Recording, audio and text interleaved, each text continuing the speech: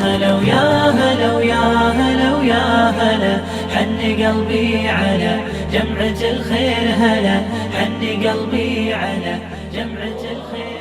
Assalamu alaikum and welcome to the Wednesday live edition of Let's Talk with me, Julie Ali. Right now a guest all the way from the USA, and she's here for the al-Ghazali festival, which is starting today, kicking off right here in Pretoria. She's the lovely Sister Gray, and she says that Imam Ghazali entered my life at age 23 and changed my life at 75. Ghazali saying, we have three basic needs. The first human need is food, then covering our nakedness, and lastly, our shelter. And in man's over-refinement, over-addressing all of these needs. I mean, look at what people wear today, look at what they eat today, look at redecoration of houses. In this over-addressing of three basic needs, we have forgotten our beginning and our end. Gray, when we were in Holland, I was inspired by the way in which he was translating Ghazali, Imam Ghazali, from the esoteric to the grassroots. How she was making it accessible. I looked at some of the children's books and I thought that we needed this here in Cape Town. Maybe in this lies the answer to the deep concern that I had developed over my 10 years away about the state of the Ummah in Cape Town. I was increasingly fearing that we were losing our identity, that we were losing our center, that we were losing who essentially we are, that we were falling in love with titles like Mufti and listening to their every word and allowing them to denature ourselves from what has kept the Dinul Islam alive in Cape Town for almost 350 years. How can you be 350 years old, survive colonialism, survive slavery, survive apartheid, survive the transition to a post-apartheid South Africa, and then doubt yourself, and then fall for the words and the hate speech of preachers of hate who come in here, whether over the radios or from the mimbars? And I thought that what we needed was a dose of Ghazali that can tell us be true to who you are. And that, I think, is the most important point that I thought should inspire us to not only have a Ghazali festival, but have a Ghazali festival that is able to take Ghazali in the simplest form to the schools and the curriculums and every madrasa and everywhere where young people, irrespective of their race or their religion, where they can marvel at this very essence of what it means to be Muslim. We are so strict with the letter of the law, the purpose of the law is lost. That's why we pray perfectly, but our spirit is gone. There's no presence of heart. And we know, before you make wudu, you should know La Salah illa bihuduril qalb. There's no heart, pray without the presence of the heart. So I've never been taught that in madrasa. So when is that going to be taught? So Ghazali emphasizes on those aspects. With kids are no longer imbued with great qualities, where they don't show tolerance to each other, they do not love each other the way they're supposed to. So that is a worrying factor for me. And inshallah, with these projects from Imam al-Ghazali, where we have to look at the curriculum and change the mindsets of these kids, I'm sure that definitely there will be a change.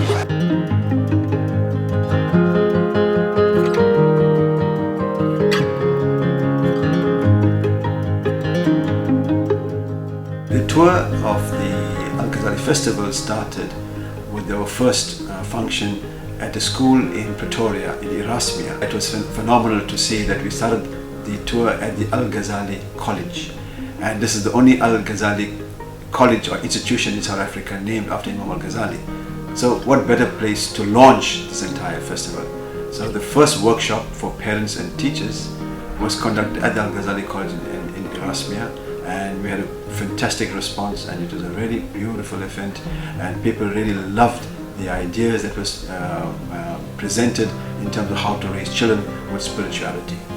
And I think the idea of this entire curriculum is making a child conscious of her own, his or her own spirituality, which is never taught. When it comes to teenagers, we are taught to befriend them at a certain age, instead of enforcing and being the strict sort of parents. What is your advice to that?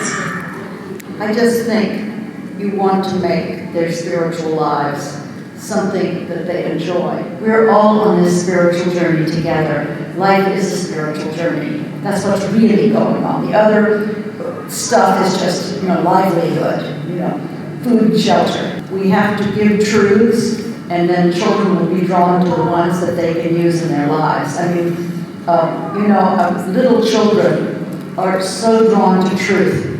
And the first time they experience someone cheated in a Monopoly game or didn't tell the truth, they go to pieces when they're little. And then they get used to it. But the truth is they are so drawn to what the truth is that you say it to them early, they recognize it and they bond with it. After Imam Ghazali College, we went to Johannesburg Central, where we went to the Al-Kitab Islamic Academy. Now, another beautiful place, another beautiful school, where it is named after Cordoba, which was the seat of Islamic civilization in Spain. So the family that actually has built the school has put a lot of effort in trying to replicate in some way the elements of the Cordoba city with the institution called Cordoba Islamic Academy. And again, there we had a phenomenal response with teachers, with parents, expressing again their thanks to Fons Vitae as the publishers of this series of children's books. We need to change the mindset of the parents themselves on how to treat their kids and to have patience with their children. And this is where it starts. It starts with the parents, not necessarily with the kids. It starts with, if we're not prepared to change, if the parents are not prepared to change their mindset, then I don't think we're going to get anywhere with this.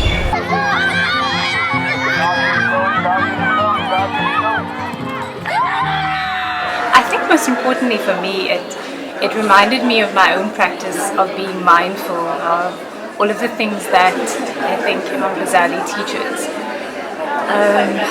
And the inner work that we all continue to do our entire lives.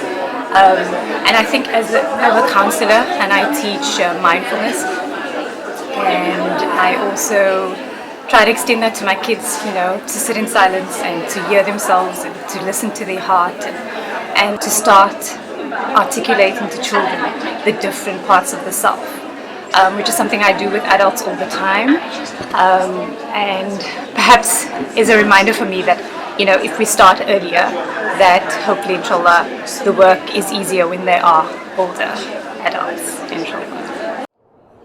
Growing up, I learned all the external things which were very fear-based and sort of tick boxes that I just had to implement as a Muslim, but there was no real connection to what I was doing.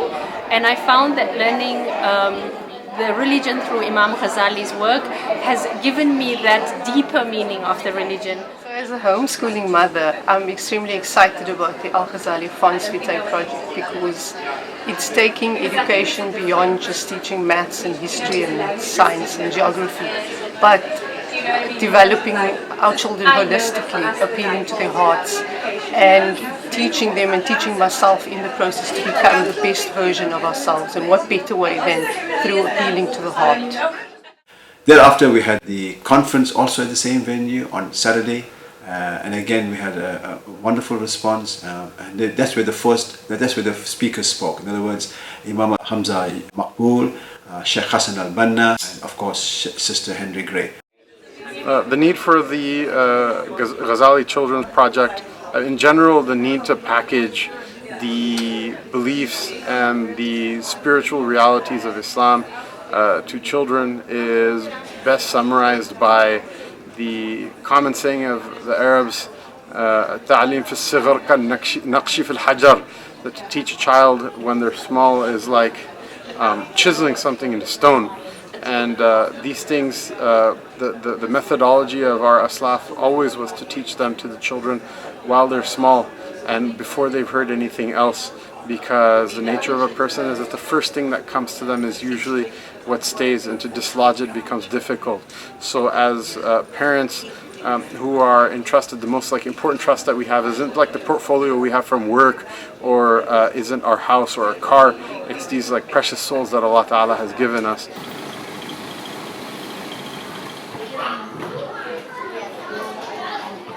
So I believe that one of the critical importance of the project, the Ghazali for Children project, is reconciling this split and this divide that we have between ta'aleem and tarbiyah. That reconnecting the knowledge with the practice, reconnecting knowledge with character building. When it comes to the books that we have published as Africa Impressions and distributed by Baitul Hikmah, we did the first 4 children's books, which is the workbook and the curriculum, and the basic Kitab al-Ilm, Kitab al-Aqidah, Kitab al-Tahara, and Kitab al-Salah. So these are the first 4 books that we published, over 21 titles, and they were very thrilled to see that we are able to bring these kind of titles of Imam al-Ghazali at such a reduced rate. And our idea basically is to promote reading, and hence we try and bring it as cheaply as possible.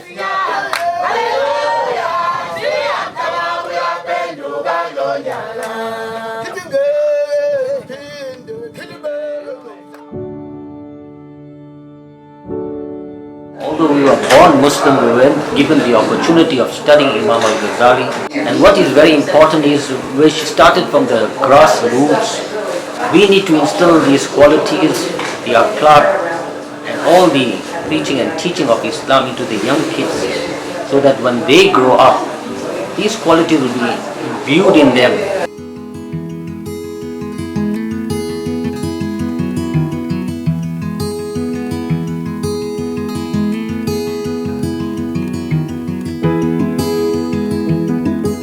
This particular project undertaken by Fons Vitae, and so well received internationally, thankfully, and even in South Africa, thankfully, is a project, inshallah ta'ala, that I hope would, unlike the blindness that the Prophet referred to, would contribute substantially to the illumination of our children from a young age, with the very purpose and view of becoming the human beings that Islam demands of us to be.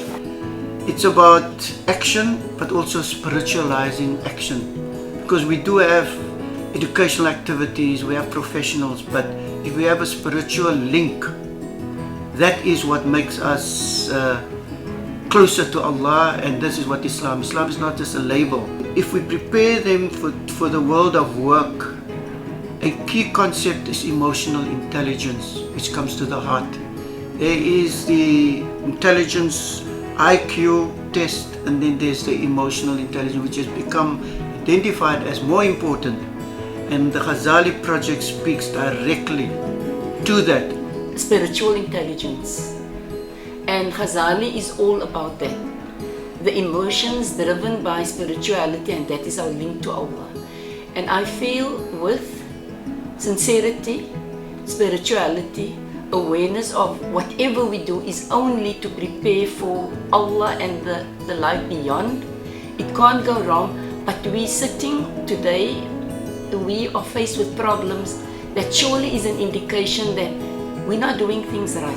It's symptomatic all over, the disease of the heart.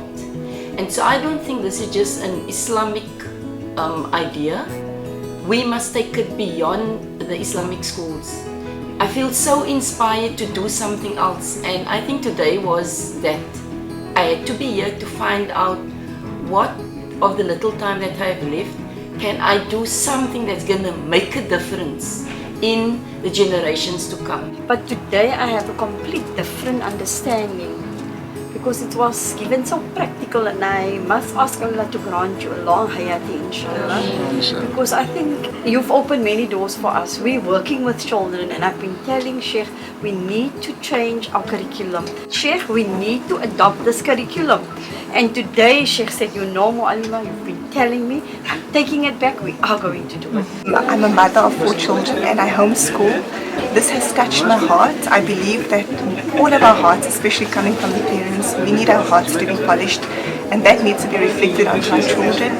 I believe this is the works that we need to be inspired as ourselves as mothers in order to inspire our children. And his work has profoundly impacted, I can see it will profoundly impact our lives and our generations to come, inshallah.